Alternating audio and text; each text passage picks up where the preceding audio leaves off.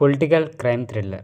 So, ఈ మూవీతో ఒకటొచ్చింది. దాని పేరే 'హత్య'. ఆడియన్స్ ముందుకొచ్చింది. సో, ఈ మూవీ అయితే బాగుంది. సో, ఈరోజు వీడియోలో ఈ మూవీ స్టోరీ ఏంటో తెలుసుకునే ముందు ఎవరైతే కొత్తవారు చూస్తున్నారో మన ఛానల్ తప్పకుండా మూవీ రివ్యూస్ కోసం తప్పకుండా సబ్స్క్రైబ్ అయితే చేసుకోండి.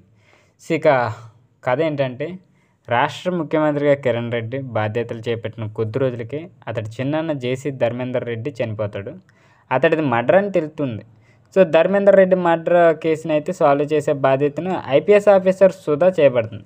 అసలు ధర్మేందర్ రెడ్డి ఎలా చనిపోయాడు, సుధా ఇన్వెస్టిగేషన్లో ఏం తేలింది, ధర్మేందర్ రెడ్డికి సలీమాకు ఉన్న సంబంధం ఏమిటి, అయినా వారే ధర్మేందర్ని చంపించారా, రాజకీయ కక్షల వల్లే చనిపోయాడా, ఇక ధర్మేందర్ హత్యకు అతడి కూతురి కవితమ్మకు ఏమైనా సంబంధం ఉందా లేదా అనేది మూవీ స్టోరీ. సో, ఈ మూవీ ఏంటంటే, వైఎస్ వివేకానంద రెడ్డి హత్య ఎప్పటికే తెలుగు రాష్ట్రాల్లో పెద్ద మిస్టరీగానే మిగిలిపోయింది.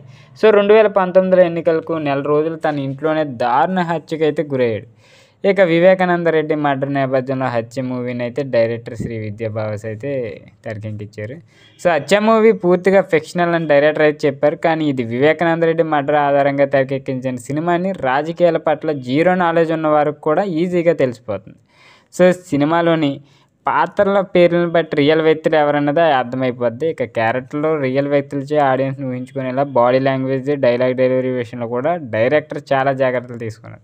ఇక ధర్మేందర్ మర్డర్ తర్వాత ఏం జరిగింది అన్నది చూపిస్తూనే అసలు హత్య ఎలా జరిగి ఉండవచ్చు అన్న సినిమాలో చర్చించారు. ఈ విషయంలో కొంత క్రియేటివ్ ఫ్రీడమ్ తీసుకున్నారు. తన కోణంలో ధర్మేందర్ హత్యకి దారితీసిన పరిస్థితులు ఏమిటన్నది చెప్పడానికి హత్య సినిమా ఒక వేదికగా అయితే వాడుకున్నారు. వివేక హత్యకు సంబంధించిన అప్పట్లో ఏం జరిగింది, ఎలాంటి కథనాలు ప్రచారంలో వచ్చాయి, ఆయన జీవితంలో తెలియని రహస్యాలు ఏమిటి, హత్యకు సంబంధించి ఆధారాలు చేరిపోయడానికి ప్రయత్నించిన వారు ఎవరు, ఆయన్ని చంపాల్సిన అవసరం ఎవరికి ఉందని ఎగ్జైట్మెంట్కి చివరికి వరకు మనకి డైరెక్టర్ అయితే మనకి చూపించారనే చెప్పొచ్చు. అండ్ ఫస్ట్ సీన్తోనే సినిమా ఎలా ఉండబోతుంది, జేసీ ధర్మేంద్ర ఎవరైనా చెప్తూ కథనైతే మొదలు పెడతారు. ధర్మేంద్ర హత్య తర్వాత జరిగిన పరిణామాలు చూపించారు. అందరికీ తెలిసిన అంశాలతోనే పోస్ట్ పార్ట్ ఉంటుంది. ఇక కథ ముందు కదలకుండా అక్కడే తిరిగిన ఫీలింగ్ కలుగుతుంది. ఇలా జరిగిందని ఆడియన్స్ సర్ప్రైజ్ ఫీల్ అయ్యే సీన్స్ పడి ఉంటే బాగుండేది. ఇంకా సుధా విచారణలో ఒక కొత్త విషయం బయటకు వచ్చినట్లు చూపిస్తూ సెకండ్ హాఫ్ని అయితే ఇంట్రెస్టింగ్ అయితే నడిపించారు. ఇక సలీమా ధర్మేంద్ర మధ్య లవ్ స్టోరీని ఆడియన్స్ని ఎలా రిసీవ్ చేసుకున్నారని చూడాల్సింది. ఓ సినిమా అనే భావనతో చూస్తే ఆ ట్రాక్ కన్విన్సింగ్గానే మనకు అనిపిస్తుంది. క్లైమాక్స్లో కాస్త హింస ఎక్కువైంది, కానీ తను ఏం చెప్పాలని డైరెక్టర్ అనుకున్నారో అదే చూపించారు.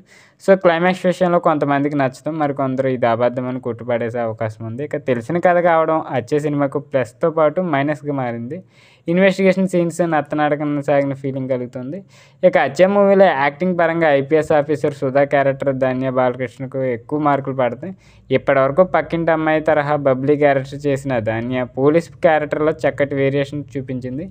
ఇక ధర్మేంద్ర రెడ్డిగా రవివర్మ, సలీమా పాత్రలో పూజా రామచంద్రన్ యాక్టింగ్ బాగుంది. కిరణ్ రెడ్డిగా భరత్ ఏపీ మాజీ సీఎంని కొన్ని చోట్ల గుర్తు చేశారు. ఇక మేనరిజమ్స్ని కూడా దించేశారు. లిమిటెడ్ క్యారెక్టర్సే బాగుంది.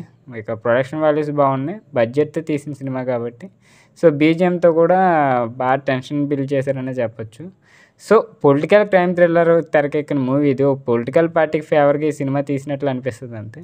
పాలిటిక్స్ పక్కన పెట్టి చూసుకుంటే మంచి క్రైమ్ థ్రిల్లర్ మూవీ చూసిన అనుభూతి అయితే మనకు కలుగుతుంది. సో, ఇది ఈరోజు మూవీ స్టోరీ.